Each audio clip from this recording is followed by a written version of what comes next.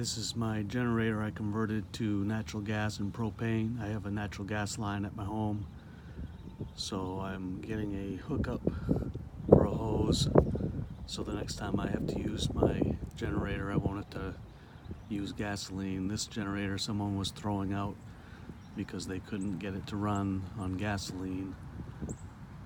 So right now it doesn't have a gas tank on it, and it's just a natural gas and propane generator.